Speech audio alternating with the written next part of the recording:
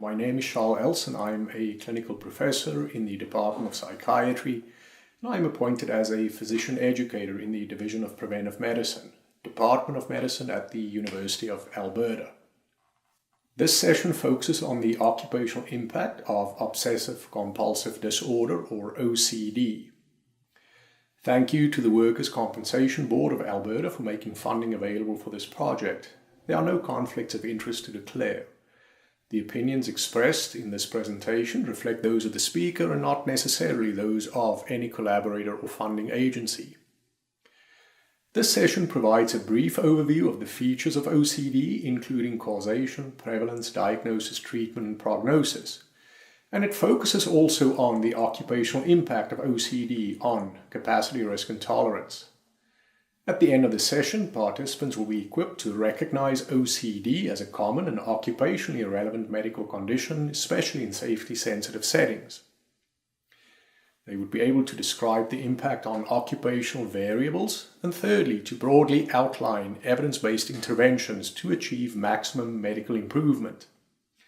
What is OCD? Well, OCD is a psychiatric disorder that presents with obsessions and compulsions. Obsessions are described as intrusive and unwanted thoughts, images, or impulses or urges that cause significant distress or anxiety. Compulsions, on the other hand, are behaviors that the individual feels compelled to perform in order to relieve subjective distress or anxiety, or to suppress the obsessive thoughts. Some of these compulsions are visible to others, while some are simply mental behaviors and not evident to other people. Frequently encountered obsessions include concerns about symmetry, contamination, cleanliness, aggressive impulses, and pathological doubt. Common compulsions include counting, checking, washing, cleaning, arranging things, and several others. Persons suffering from OCD will often recognize that their obsessions and compulsions are not rational, or that it does not make sense. However, the strong need to perform these repetitive behavior or mental compulsions remain intact, and they feel like they have limited, if any, control at times. The amount of time spent on obsessions or compulsions is significant and may add up to several hours over the course of the day. What causes OCD? Like with most psychiatric conditions, although the exact cause of OCD is unknown, it's likely multifactorial in nature, and genetics play a fundamental role in the causation of this condition.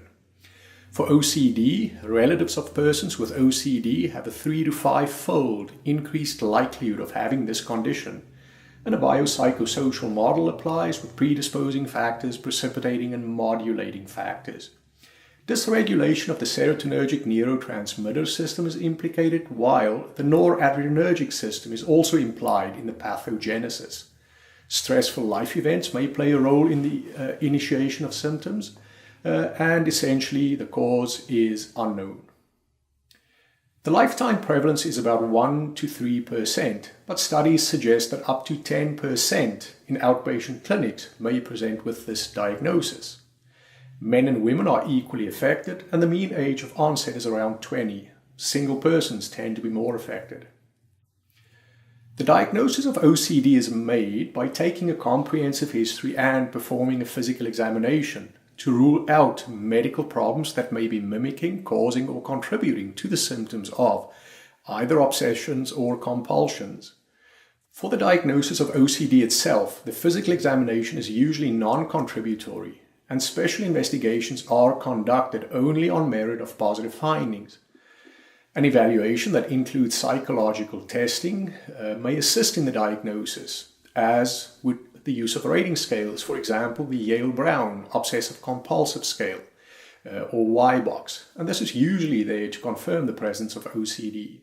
Finally, using the criteria in the APA's DSM-5 allows for a diagnosis to be made with a reasonable degree of certainty. OCD is a clinical diagnosis and no single diagnostic test exists. The DSM symptoms and criteria are as follows. A, either obsessions or compulsions, and obsessions are defined by the DSM as recurrent persistent thoughts, urges, images that are experienced at some time during the disturbance as intrusive and unwanted, and that in most individuals cause marked anxiety or distress. The person attempts to ignore or suppress such thoughts, urges, or images, or to neutralize them with some other thought or action, for example by performing a compulsion. And the DSM defines compulsions as repetitive behaviors, for example, hand washing, ordering, checking, or mental acts like praying, counting, repeating words silently, that the individual feels driven to perform in response to an obsession, or according to rules that must be applied rigidly. The behaviors or acts are aimed at preventing or reducing anxiety or distress, or preventing some dreaded event or situation. However, these behaviors or mental acts are not connected in a realistic way with what they are designed to neutralize or prevent. The obsessions or compulsions are time-consuming, and the DSM speaks about it taking more than an hour a day, or causing significant distress or impairment in social, occupational, or other important areas of functioning. The next criterion in the DSM speaks about the symptoms are not attributable to the physiological effects of a substance, that being a drug of abuse, street drug, or a medication, or any other medical condition.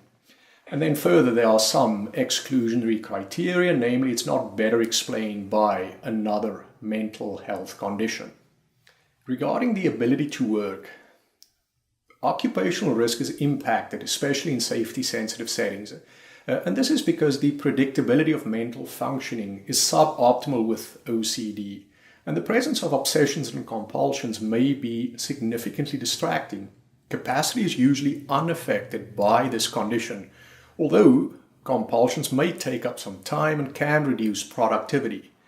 Usually persons with severe OCD are screened out of safety-sensitive positions relatively early on, or they simply may not remain in such if that's where they started. Occupational tolerance may be diminished as a result of symptoms of OCD, but this typically improves with treatment. And treatment may take many months before it's effective, but a period of approximately 3 months or longer of full remission is required in order to ensure that a person is fit to return to a safety-sensitive position. There is no cure for OCD, but treatment can successfully control symptoms, improve functioning, and reduce subjective distress. Usually a combination of psychotherapy and pharmacotherapy is recommended. For psychotherapy, cognitive behavioral therapy or CBT, exposure and response prevention or ERP are proved to be effective. Medication from several different classes have been proven to be safe and efficacious, including clomipramine, several of the SSRIs. Unlike for depression, usually higher doses may be required and treatment response may, as said, take many months. For more detail, I would ask that you look at the clinical practice guidelines for the treatment of this condition. Maximum medical improvement is usually reached within several months. Many persons with OCD do not seek treatment or only seek treatment after many years of suffering from these symptoms. Prognosis is negatively impacted by comorbid conditions like personality issues, depression, substance abuse. With treatment, the prognosis varies and can be guarded for some. About a third of patients experience significant improvement, while some 20 to 40% continue to experience the same level of symptoms or a worsening. OCD is a common psychiatric condition that increases occupational risk, especially in safety-sensitive settings. Treatment may require higher doses and take longer to respond. After 3 months of full remission, persons with OCD are usually eligible to return to safety-sensitive work. We've included a list of resources which may be helpful, and we look forward to your feedback and comments, and please help us identify further topics for future discussion. Thank you.